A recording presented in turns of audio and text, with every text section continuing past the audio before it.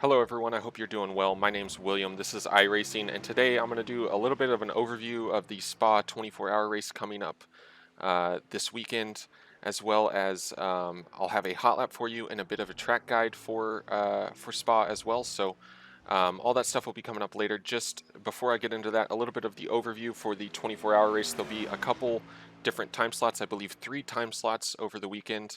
Um, the most notable thing I do want to say that might catch people out a little bit is one, they're saying they're going to extend the time you have to register to 1 hour before the event, so that should kind of alleviate some of the issues with signups that have been going on, hopefully, anyways, as well as to say that there is a 100x limit for your first penalty around here. If you're not new to iRacing, you know how bad the off tracks can be around Spa. So 100x, and then you get a drive-through penalty, and then every 20 incidents beyond that, I believe it is another penalty. So definitely something to work on if you haven't been already, is just trying to cut down those 1x's. 100 sounds like a lot, but it is definitely doable to get like 4 per lap around Spa if you aren't careful.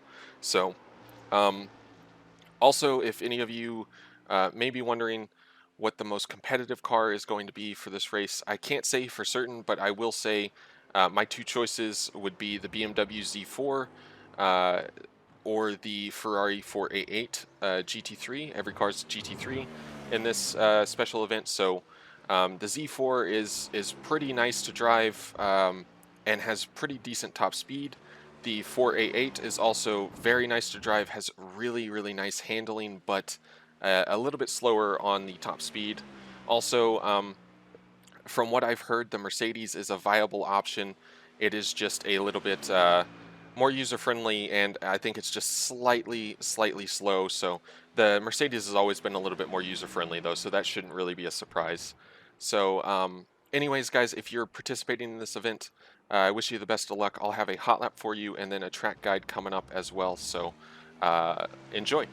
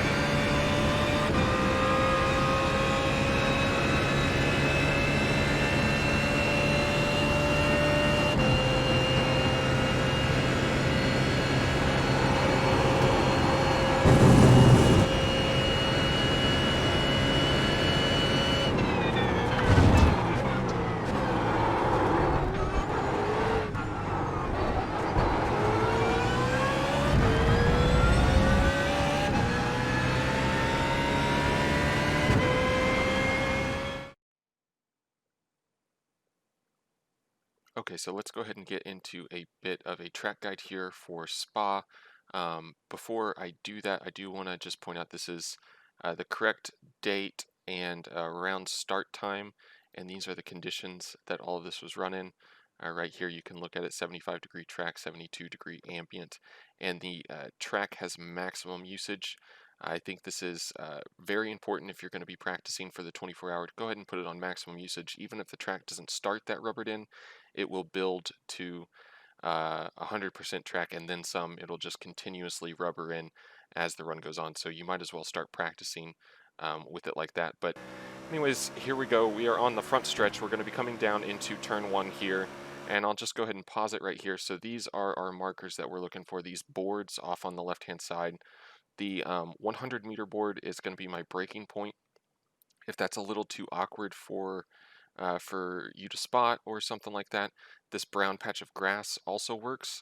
And if you are trying to send it down the inside of someone, I wouldn't recommend doing that in turn 1, but if you are, you can kind of come across the track here and see this little brown patch on the tarmac here. You can kind of see this discoloration in the track, and then there's this like big blob and then a small little blob. You want to brake basically as this big blob ends before this small blob that's kind of like a brownish color. So we're going into turn 1 here. We're going to be 100-meter board hard onto the brakes and keeping the car straight, keeping it as straight as possible for as long as possible. And then around the 50-meter board, we're going to go ahead and start rotating the car, and you can see just the slightest little bit of steering going in and then really aggressively pitching the car in. Now I'm aiming for this red and white curb here. I want to kind of just touch the right front corner here on this red and white curb. The second I know it is going to touch, releasing the brakes and hard onto the power here, getting a nice straight shot as I'm unwinding the wheel and going full throttle so I can get a nice straight shot out of this corner. I'm going to carry all the speed up Eau Rouge and down the Kimmel Straight, so this is an extremely important corner exit. You can lose a lot of time if you get a poor exit out of this corner, and that's also one of the reasons I wouldn't suggest this as a passing zone, because if you do pull off the pass, the person behind you, unless you've got a top speed advantage, they're just gonna sit in your draft and probably get you back on the Kimmel Straight, and then you're gonna have to do it all over again. So the other thing to note here is on corner exit, you can see this red and white curb and then the AstroTurf here. This is a really easy spot to get a 1x if you go over this red and white curbing here, and that is going to be a subject for the 24-hour races. You only get 100 incident points before you start serving drive-through penalties, and then I believe it's 20 incidents after that. You continue to get drive-throughs. So taking care of the 1x's, which is going to be difficult around here, but this is kind of a silly one to get.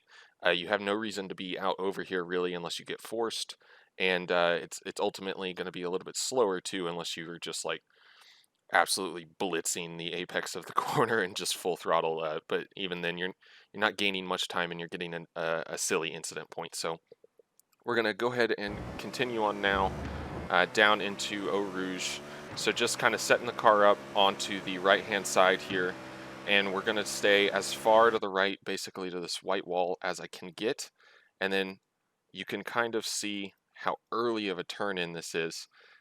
You've got these boards, I should point this out I guess, you've got these boards and this light, so this 100 board, this green light, and this 50 board that are going to be coming up, and basically about the 100 board, kind of the light actually. Around the light is where I initially start turning in, and it's a pretty early turn in, but you're just trying not to scrub speed, and you're going to aim for this red and white curb and actually kind of jump it a little bit more. So you're actually going to take the entire car basically over this red and white curb and basically a straight line to this dark patch here, and then flick the car over to the right here, aiming for about this point on the track right there. And I just kind of want to touch the right side onto that curb, not too much, not to unsettle it. And then once I've done that, I can basically straighten the wheel, let it loose, and let it fly over the hill, scrubbing as little speed as possible here. And this is about as close as you can get to a 1x in my opinion. You need basically the center of the car not to go over this entire curbing patch here. If you do go over, you're going to get a 1x, and if you go a little bit further over, you actually get about a second slowdown. So this is pretty borderline. I wouldn't there's you're not going to gain a whole lot more by letting the car kind of float down the middle like that. You can definitely pull it. I could for sure right now pull it back to the right a little bit and be super safe. So a little bit safer would just be about a quarter of a car width over to the right. But this is ultimately what it is. And then now really you can just kind of aim for this exit curb over here onto the right hand side of the track, which is where you're going to want to be. So right hand side of the track now, all the way down the Kimmel, and right about here you're kind of just scraping the inside of the track, cutting the shortest line possible. But this also sets you up for a good defensive position. If you got someone right on your tail, you can just hold this white line all the way around and try and force them around the outside. I will say though that it is definitely possible to make moves around the outside into this next complex coming up, but we're going to go ahead and open it up, go back over to the left at this point, and start looking towards our next braking zone, which is actually going to be about this 100 board. If you're following a car, that's good to note, but if you're kind of in clean air or leading a pack, just this curbing is what you're going to be looking for. So looking for the curbing and braking just before it. You can definitely wait and brake once you're on the curbing. I like to kind of go in a little bit less aggressive, but yeah, so we're braking on the curbing, and then as it's ending, turning the car in and aiming for this curb over here, and just trying to arc the car in, not wanting to jump this, just touch the red and whites, and then kind of holding the middle of the track so I can at least kind of arc this next one, but I'm gonna really sacrifice this corner. So kind of braking to hold the car over to the left and keep the car to the left so I can open up this following right-hander and carry a lot more speed. So you'll see some people here actually jump up on this red and white curbing before they turn in to the right here. I'm going to avoid that just because this curb can absolutely kill you if it gets slick, and it's kind of a roll of the dice from my experience anyway. So I don't jump up on this curbing just so I avoid that. If it gets slick, the rear of the car basically just steps out and you go for a slide. Um, Not trying to do that for a 24-hour race if it gains me, like half a tenth of a second by being over on this curb. I will give that up because I'll lose a lot more if I do actually slide it. So you can see here, you basically just kind of flick the car right, left, and then back to the right, and we really attack this curb through this section. So like I said, braking a little bit and then getting back on the power once I know I've got the car to a point where I can keep it far to the left here, not jumping up on the curb. The second the car is onto or heading towards that curb, I'm already going back to the right and backing off the throttle so I can get it to rotate, attack this curb, and then watch this corner exit here. I need to jump up onto this red and white. Can use this green paint as well. If I go any further over to the left though, I am getting an off track. This is an incredibly easy off track to get, but we're holding this line here and that's basically perfectly legal. So going through this entire section, I'm just waiting on this curb to pick up full throttle. I will pick up full throttle when I know I can keep the car on the clean side of this curbing coming up. So like I said, I know I've got the car rotated enough, I'm picking up full throttle, and it's basically, sometimes you don't even know until you're onto the curb. So coming into this corner now, this is another one where the braking zone is kind of, or my braking point is kind of dictated by this curbing here on the left. So once we're up to the curbing, braking, this is a little bit lighter brake pressure in my opinion as well for this corner, just because you are going downhill. You can get really hard on the brakes and get the car pretty unstable if you go into here, but it's basically onto the brakes and immediately pointing the car towards this to where the curbing actually starts to bend into the corner. As I'm trying to get a nice early apex, get the car down there, then I'm going to let it run out wide and then bring the car back in with a little bit of rotation from the rear, bring the car back in, and then open up the exit. Now then, this is probably the single easiest corner for me to actually 1x coming up. So we're going to look for this curb on the right side of the car now. So we're pointing the car back over to the right side of the track. Uh, and we're going to jump up on this curb and then cut a little bit. And then there's some AstroTurf coming up here that we're going to have to avoid if we don't want to get in the 1x. So up onto this curb. Once we're onto the curb, little tap of the brakes, kind of set the front of the nose here. And then I'm aiming for this red and white curb, but I'm actually wanting to put my left front just on this little step that's up above the curb. So I just barely get it there, but I really want my entire left front up on this part of the curb right here. Um, if you go any further, this is a 1x, by the way. So this is a really fine line to nail properly, but ultimately this is adequate for me. Like this, I would be happy with this. If I did this 9 times out of 10, this would be a good enough line for me. So going through this corner, like I said, we're hopping this, and now then we're going to be aiming for this red and white curb here on the outside and this green patch, but I got to be really careful on how much extra you use. So you can jump on this red and white curb, you can get a little bit into the green patch. If I go any further, basically if the center of my car passes over this red and white line here, I'm getting a 1x. And I just barely, you can see how close that is. This BMW logo is a good indicator of where the center of the car is, and it's just barely within the confines of the track here. So this is clean, and if it was over here, it would not be. So really tight on the corner exit here to not get a 1x. And in all honesty, if you're going out here, it is a little bit slippery too, so you got to be a little bit careful. Now then, as we head down into Pujon, this is probably the one corner that I don't really have a great braking marker for. I do this mostly by feel, but we're going to go ahead and head down into Pujon. I'm going to put my right side tires over onto this curbing now, and basically that's kind of how I judge it. So I start leaning the car over onto the curbing to really open up the corner as much as I can. Once I feel the car balance shift from this curbing, kind of it's at a little bit of an angle, so you can kind of feel the car lift up once it hits the curbing. Once I do that, I am onto the brakes.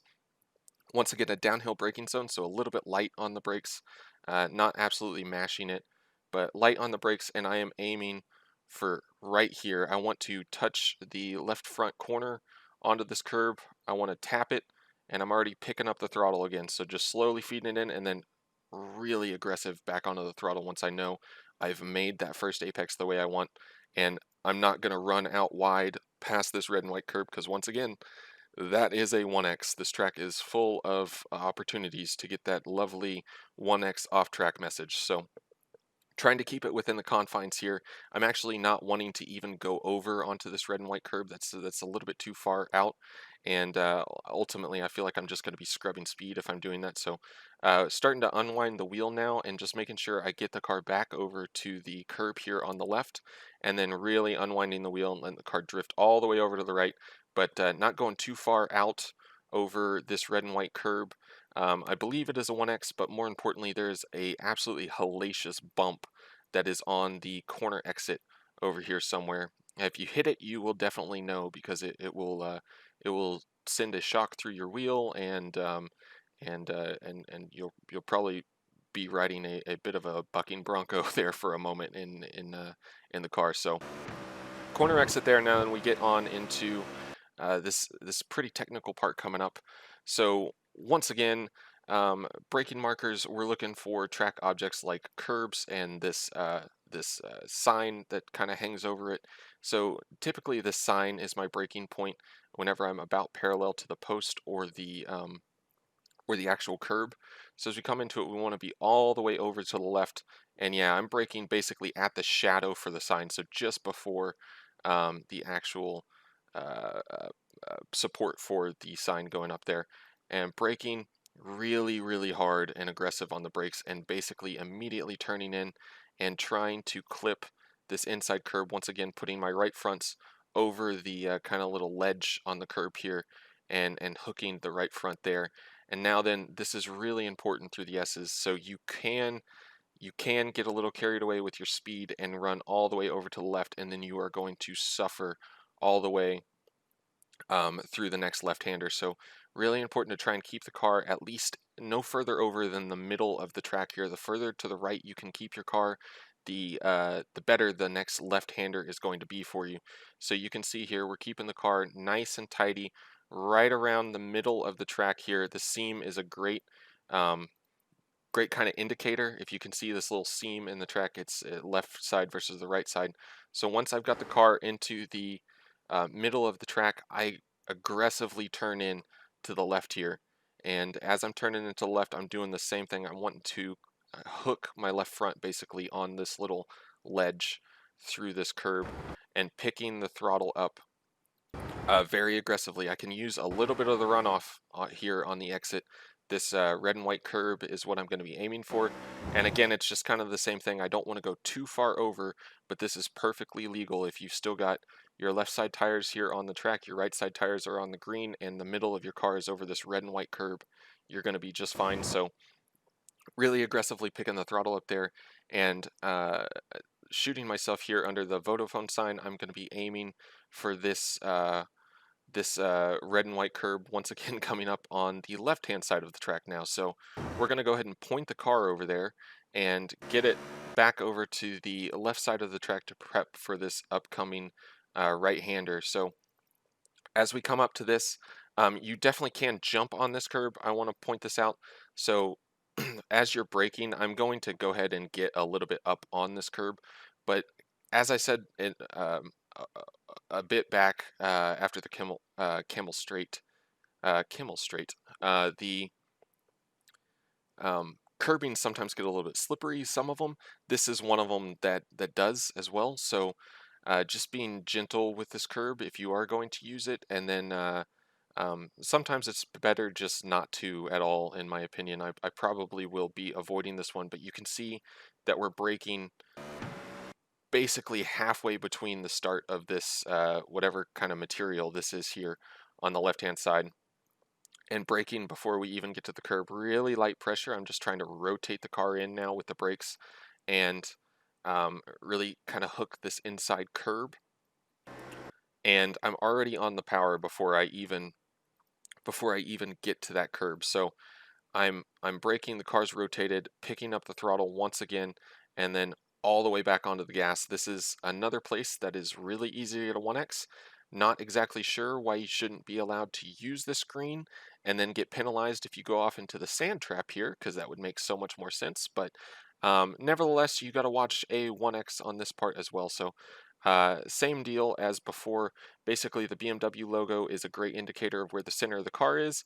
And if I was, you know, like a good 6 inches further to the left, I would be getting a 1X for this. So be really careful. If you want to be super safe, right side tires on the very edge of this red and white curb, you will be safe basically every single time. So as I come through here, like I said, just using all the track here is worth a decent amount of time, but the more important thing I'm looking for now is I'm going to turn in early for this corner coming up. I'm going to turn in nice and early.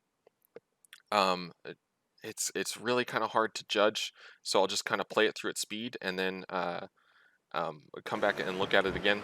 So turning in nice and early and really setting the car over to the right hand side. That way I'm not scrubbing any speed through the corner there. So nice early turn in, and actually this could have been a little bit earlier in all honesty. So I started turning about there, and I probably wanted to start turning about here. So about the end of this red and white curb over on the right hand side of the track, or this orange block, if you can see that there, this orange block, or this access road or something. I'm already wanting to turn into this corner, and I waited just a little bit too long, but I'm wanting to basically get the right front tire on this curb and really make this to where I have to turn as little as possible, scrub as little speed as possible through this corner, and make it a nice easy corner where I can just kind of roll the wheel out of it and get a solid straight exit. Once again, easy to go 1x here if you go a little bit too far to the left. I'm not exactly sure where the track limits on this one are, but it's probably your your right side tires on the red and white curb is too far. So just straddling the red and white curb works pretty well. And in all honesty, if you're turning in nice and early and you got the car hooked on the initial turn, and you're not going to need to run over there anyways, unless you're getting forced out by somebody, which would be rather rude. So now then, we're just going to take the shortest line possible all the way through here. So just hugging the sides of the track and we're turning to, and just scrubbing as little speed as I can as we come up to Blanchimont, which is going to kill many people this race, I guarantee. So this one is all about timing. Has quite a bit to do with kind of where you are in the run, and a little bit of your setup and car choice as well, in my opinion. But um, if your car is a little sketchy through this corner, the best thing to do, in my opinion, is to lift before you turn in, and then get back all the way on the throttle, let the car get the weight transferred, and drive through the corner. One thing you'll see people do a lot is they'll turn in, and then the car will get a little unbalanced around here, and then they'll lift. And the second that they do that, the car's going for a spin. So if you're lifting here, like this is your initial lift and it's a big one, you're probably going for a spin, or you're just upsetting the car even more. If you need to lift, you probably want to be doing it all the way back here and just cracking the throttle. You want to keep the rear end loaded up pretty well, but kind of take some of the traction demand away from the rear so it can focus on the cornering demand that you have through here. So like a 20-30% lift is probably what you're looking for, but even if that is too unstable, depending on what you're driving or how confident you are or anything like that, um, you probably just want to go ahead and lift in a straight line here, and then uh, power through the corner with a consistent throttle. That way you're not upsetting the car's balance by upsetting its weight transfer front to rear even more through here. And you can see how little wheel input this is through this corner. This is another thing people really get carried away with. They kind of try and throw the car into here. I'm using barely any wheel. And this is whenever the car is still pretty sketchy. For me, this is um, not a bit into the run where the car kind of settles down, and it's easy flat through here for me in this thing. But you can see we're not trying to hit this curb on the inside. I don't want to unsettle the car any, and I just want to use as little wheel as possible, not upset the car, and just get a nice exit, and not run, once again, too far off to the track here, as that is a nice, lovely 1x. Now, I will say I will take this 1x over to the right over losing the car any day of the week, because losing the car over here or fighting it instead of just letting it roll out to the right probably means you're going to find this wall over here on the left, and it will end your day rather quickly. So just know that it is a 1x, but it's always better to take the 1x than to total the car, in my opinion. So if you need to go over there because you've got a large bobble or something, that's probably the safer option anyways. And I'm sure your competitors would also appreciate it, as they would not have to dodge a spinning car on the straight after Blanchimont. So that's Blanchimont anyways. We'll get into the final chicane here. So this is something uh, here when you're setting up for a defensive line. If you hold the right coming into the final chicane, but it's also the shortest line, there's no reason to go back over to the left just yet. We can just kind of naturally let the car do that, as that's the way the track goes. And as we come up to the braking zone, you can see the 150 here. You can see the white line across the track there. And then there's also going to be this funky discoloration that's kind of under this shadow right here. This is my braking zone. This is my braking point. This discoloration that's going on. But I'm also very aware, in case I've got a car right in front of me, it is just a moment past this white line, and it is also just a moment past this 150. It's always good to have backup markers in case you're following someone, especially into such a heavy braking zone like this. So we're going to come into it And yep, you can see right there, hard onto the brakes, and I actually do just barely clip the grass. I'm not wanting to, but what I'm trying to do here is I'm trying to angle the car over so I basically get my left front onto this curb here to on the left side of the track, so I can really open up this right-hander and carry as much speed and just kind of arc it through as much as possible. But I do accidentally just barely clip the grass and kind of unsettle the car. You can see it kind of pitch there. It all works out though, so we're already turning the car in, still heavy on the brakes, and then actually picking the throttle up to kind of balance it out now as I'm about to hit this curb, onto the throttle in between the two, and then just tap in the brakes, just a little bit of pressure, get it turned in. So that's the other thing I was going to say about this portion of the track. These huge red sausage curbs, I don't hit it in the first part, which is good. But you will see here as I turn it into the next one, I actually get the car to rotate a little bit more than I was expecting it to, and I wind up clipping this red one, and it unsettles the car quite a bit, and the rear kind of slides a little bit. I lose a little bit of rear traction on corner exit because of it.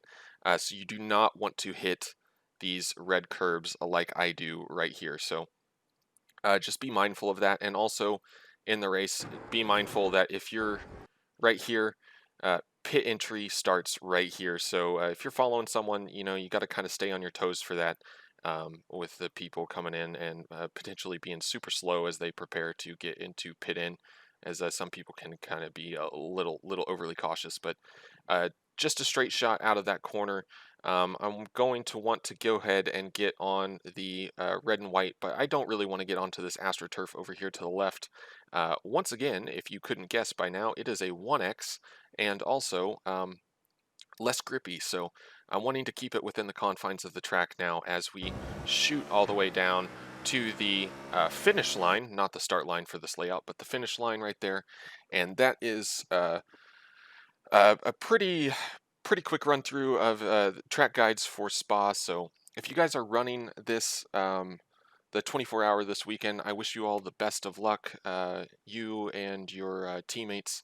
I hope you have a good race. Hopefully you don't see that 1X message too many times, and you can actually participate in all 24 hours of it. It should be a good one. I'm really looking forward to it. So hopefully this helps you guys out. Thank you so much for watching. Until next time, bye bye.